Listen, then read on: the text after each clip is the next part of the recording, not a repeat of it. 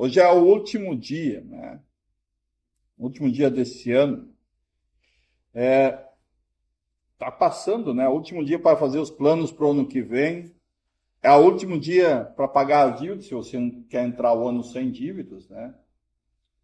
É o último dia também você fazer as pazes, se você está brigado com alguém, se você quer começar o ano sem nenhum conflito. Ou seja, é o último dia, e aí as pessoas correm, pois falta um pouco. E muitos vivem esses dias de fim de ano como se o mundo fosse acabar na virada do ano, ou talvez começasse um novo mundo no ano novo. E você quer sempre deixar tudo em dia, faz projetos, promessas para o ano que vem, são feitos. É muito comum ver as frases, ano que vem vai ser diferente. Ano que vem vai ser melhor. E por aí vai, né? Mas você já pensou, e se de fato hoje fosse o último dia? O último dia de sua vida. O último dia da existência do mundo como nós o vemos. O último dia no qual Jesus volta para julgar vivos e mortos. O que você faria? Faria alguma coisa diferente?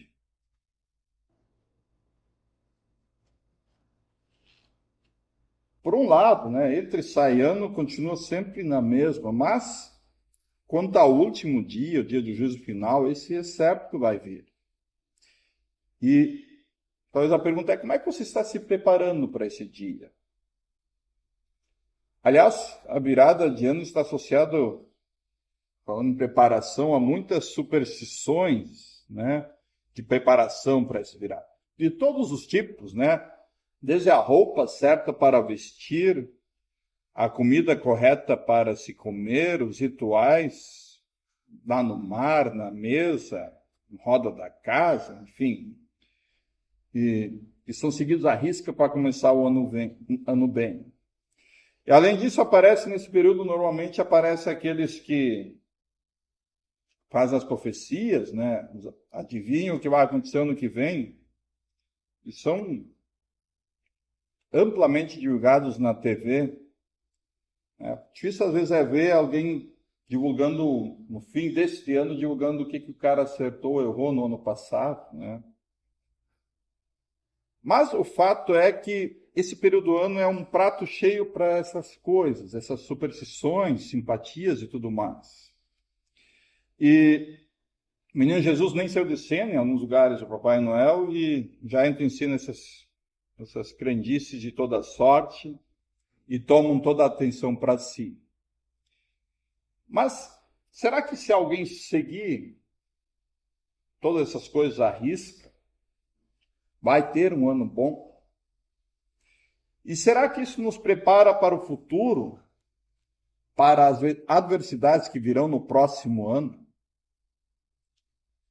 Aliás, eu sinto em lhes dizer, mas o ano que vem não vai ser perfeito. Não vai ser. Eu e você, a gente vai enfrentar provavelmente dificuldades, adversidades, por mais que alguém possa dizer o contrário. E principalmente, será que essas superstições, essas simpatias, essas crendices, de alguma forma nos preparam para o último dia, para o dia da volta de Jesus? Eu acredito que você já sabe a resposta. E a resposta é não. Mas então por que essas coisas, elas são seguidas por tantas pessoas e até mesmo às vezes são vistas em alguns lares cristãos? Por um lado, talvez é porque nós gostamos de pensar que as coisas acontecem porque nós as fizemos acontecer. Sempre é tentador pensar que se está no controle de toda a situação. A gente pensa, o ano foi bom porque se fez a sua parte com essas simpatias e superstições. E não porque ele foi bom pela graça de Deus. E lá no fundo, dentro do coração de cada ser humano, há aquela rebeldia em relação a Deus e a rejeição ao que Deus diz. O texto de Isaías expande essa explicação ao falar da situação de Judá nos seus dias. Um pouco antes do texto que a gente leu, lá no versículo 10, ele diz eles dizem aos videntes: não tenham mais visões, e aos profetas: não profetizem para nós o que é reto. Digam-nos coisas agradáveis, profetizem ilusões. Desviem-se do caminho, afastem-se da vereda. Não nos falem mais a respeito do Santo de Israel. Interessante, profetizem ilusões. Nós não queremos ouvir a verdade. A gente quer ser enganado. É isso que o povo de Judá dizia para os seus profetas naquela época. Ou seja, as pessoas não querem ouvir a palavra de Deus. Elas preferem ser iludidas com promessas falsas do que ouvir a pura palavra de Deus. Elas trocam a verdade pela mentira. Alguns confiam em Deus, mas meio que desconfiando. E assim era o povo de Judá na época que o profeta Isaías foi enviado a entregar essa mensagem. Deus lhes chama ao arrependimento, mas eles não ouvem. O culto a Deus ainda acontece no templo, mas o coração deles está longe de Deus. Eles adoram falsos deuses, ouvem falsos profetas e rejeitam a palavra de Deus. Não confiam em Deus, mas sim em seus sacrifícios nesses falsos deuses, que Deus claramente proíbe. E nas suas próprias habilidades e capacidades eles confiam. Então Deus ordena que não busquem auxílio para se defender junto a outras nações e confiem nele, que ele os defenderá. Mas eles ignoram a palavra dos profetas e correm. Inclusive o texto hoje faz uma referência aos egípcios, aos seus cavalos. Eles correm lá para tentar se defender dos seus inimigos. E essa desobediência lhes levará à ruína e depois ao exílio. Só uma pequena amostra do que acontecerá com todos aqueles que se recusam a ouvir e confiar em Deus e sua palavra. E ainda hoje é assim. As pessoas preferem seguir seus próprios caminhos, confiar nas suas habilidades, nos seus rituais e simpatias do que em Deus. Preferem os prognósticos de qualquer adivinho do que é clara a palavra de Deus. Mas as pessoas, apesar de sua facilidade, felicidade aparente, sua vida fácil, elas vivem muitas vezes escravas. Por exemplo, imagina assim, se eu fiz todos os rituais aqui no fim do ano, lá, sei lá, botei tantas uvas, fiz não sei o quê, tudo certinho. E vai que eu começo janeiro lá cheio de problema. E aí eu vou começar a perguntar, será que eu devo ter feito alguma coisa errada, né? Talvez fui eu que falhei. Então a pessoa vive escrava daquelas coisas que ela mesma, essa canga que ela mesma coloca sobre si. Aliás, tem até uma propaganda que causou certa polêmica em seu conteúdo, né, lançado esses dias. Tirando fora a polêmica, mas pegando só o texto da mensagem, é interessante. O resumo da propaganda talvez seria assim, se a gente pegar só o texto. Que a gente não devia só contar com a sorte, né, no novo ano, mas que fazer por si. E interessante que ela procura fugir da ideia do fatalismo, mas ela coloca toda a responsabilidade sobre você. Você tem que fazer. Você se vira. E aí é interessante que o profeta Isaías, entre aspas, ele dá essa receita que é um pouco diferente. Ele diz, não é nenhum contar com a sorte, nem outro resolver tudo por si. Mas é uma outra forma de encarar a vida. No versículo 15 é que ele diz assim: na conversão e no descanso está a salvação de vocês. Na tranquilidade e na confiança reside a força de vocês. Vale a pena dar uma pequena olhada em cada um desses 4 termos. Na conversão, ele começa falando na conversão. Ou seja, a ideia da meia volta. Você está indo para lá, você vem para cá. Está indo para lá e vem para cá. Ou seja, está afastando de Deus, você se vira e agora volta e caminha para perto de Deus, para junto de Deus. Você está em direção aos falsos deuses, agora você caminha para o lado de Deus. Seria abandonar a nossa confiança, talvez na mera sorte, nos rituais, nas simpatias vazias, nos voltarmos para Deus, em Jesus. Segundo termo, ele coloca no descanso.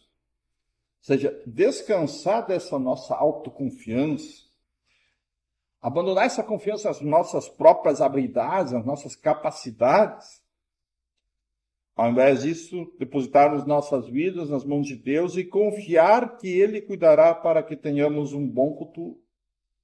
Tudo que nos aflige, colocar nas suas mãos e descansar nele.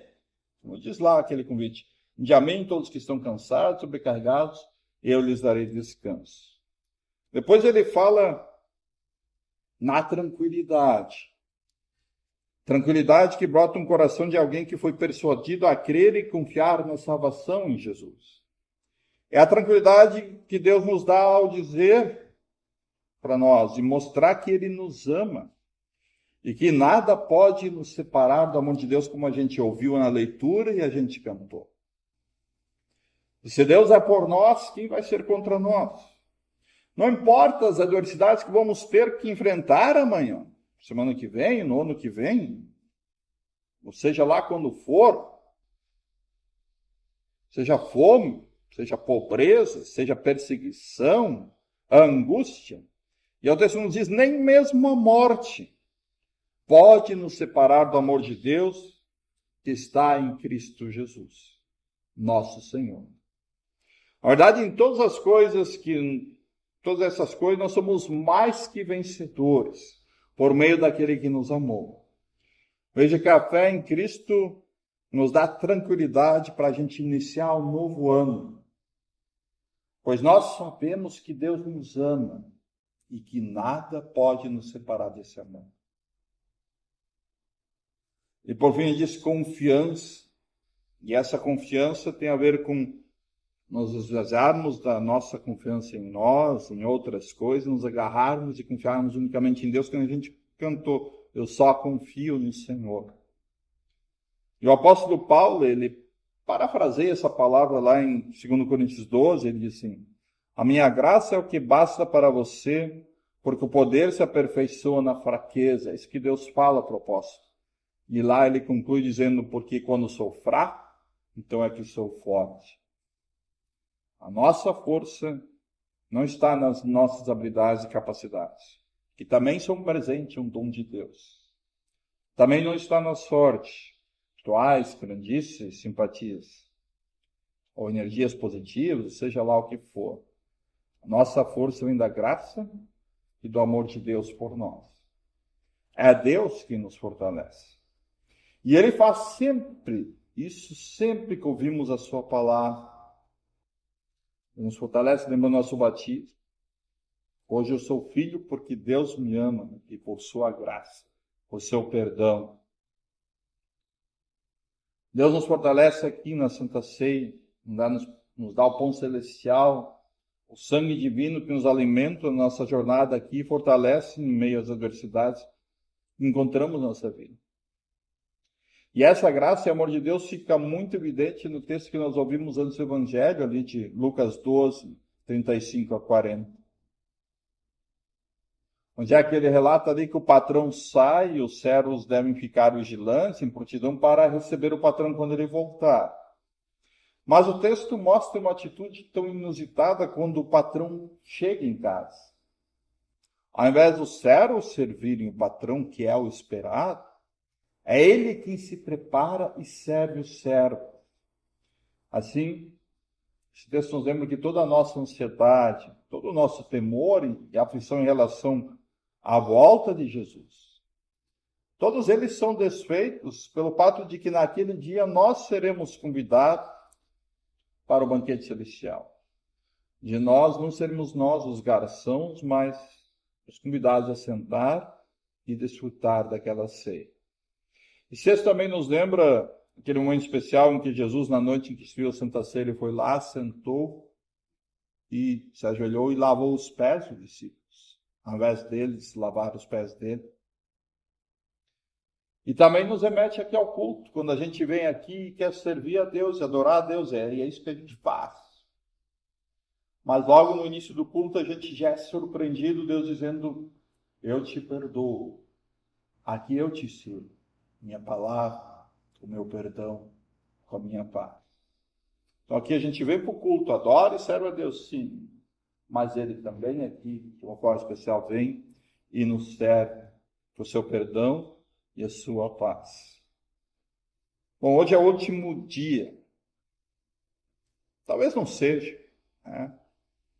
Mas eu e você deveríamos viver todos os dias como se fosse o último. Pois a nossa vida, como lá o Salmo nos diz, é como um sono, um sopro. Acabam-se os nossos anos como um breve pensamento, diz o salmista. Hoje estamos aqui. Amanhã já não podemos garantir. Como se preparar? Bom, tem muitos textos que falam disso. Ficar vigilante, ouvir a palavra. Mas acho bem interessante o que diz aqui esse texto de Isaías. Na conversão e no descanso está a salvação de vocês. Na tranquilidade e na confiança reside a força de vocês. Em Cristo estamos preparados. Amém.